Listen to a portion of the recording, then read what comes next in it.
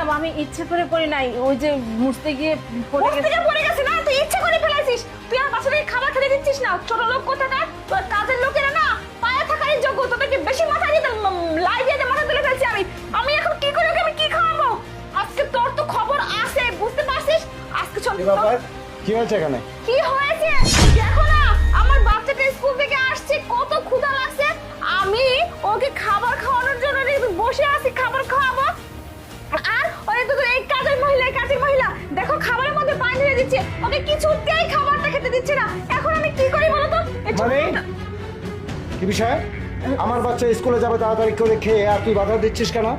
না স্যার, খাবারটা আমি খেতে দিই না, কারণ খাবারে বিষ আছে স্যার। আরে কিসের কি বিশ্বাস বলিস তুই? এত বড় মিথ্যে কথা, ছোট লোকের বাচ্চা। আমার বাড়িতে কাজ করিস তুই, আমার নামে বদনাম করিস। আমার বাচ্চাকে আমি 20 দিন মারবো? তোর এত বড় সাহস তোকে কে দিছে? তুই আজকে এই মুহূর্তে বাড়ি থেকে বের হয়ে যাবি। না যা, বের হয়ে যা। না না স্যার, বিশ্বাস করুন, আমি আপনাকে কিভাবে বোঝাবো খাবার সত্যি বিষ আছে। যদি বিশ্বাস না করুন আপনি ওনাকে খেতে বলেন না।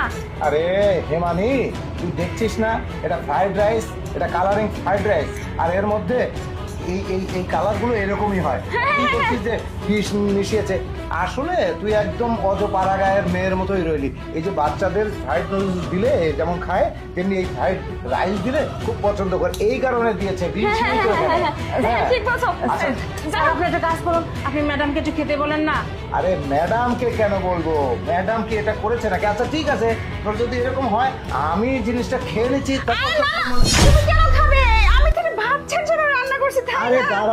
দাঁড়াও, এত সুন্দর জিনিস। আচ্ছা তুমি এক কাজ করো, তুমি না আমি খেয়ে নাও। কেন আরে খাবো? নাও, এটা নাও, বাজে না, নাও, এখানে নাও। বিষ আছে। হ্যাঁ, বিষ আছে। দেখছেন স্যার, নিজের বিষ। মুখে স্বীকার করছে। তুমি কি মনে করেছো? হ্যাঁ, আমি কোনো কিছু জানি না? হ্যাঁ, ছোট্ট একটা বাচ্চা, মা মরা বাচ্চা, আর সেটা তোমার কাছে দিয়েছিলাম যে তুমি সযত্নে ওকে ধীরে ধীরে মানুষ করবা, এবং তোমার মাতৃত্বের যে অভাব, সেই অভাবটা ওকে মেটাবা। এক সময় গিয়ে ও তোমাকে নিজের মা হিসেবে জানবে। অথচ না, আজ পর্যন্ত আমি তোমাকে সেই শিক্ষা দিতে পারিনি। এটাই আমার মনে হলো। তুমি যে ওকে বিষ মিশিয়েছো, হেমানি এটা ভিডিও করে আমাকে অফিসে মেসেজ দিয়ে পাঠিয়ে দিয়েছে। তখনই আমি জানি যে তুমি কি করতেছো। আমি এখানে আসার পরে ওকে একটু গালি দিচ্ছিলাম, আর এতে করে তুমি খুব খুশি যে আমি মনে হয় কিছুই জানি না। না, আচ্ছা যাই হোক, তুমি যেহেতু এই খাবারের মধ্যে বিষ দিয়ে আমার বাচ্চাকে মেরে ফেলতে চাইছো, সুতরাং তুমি যে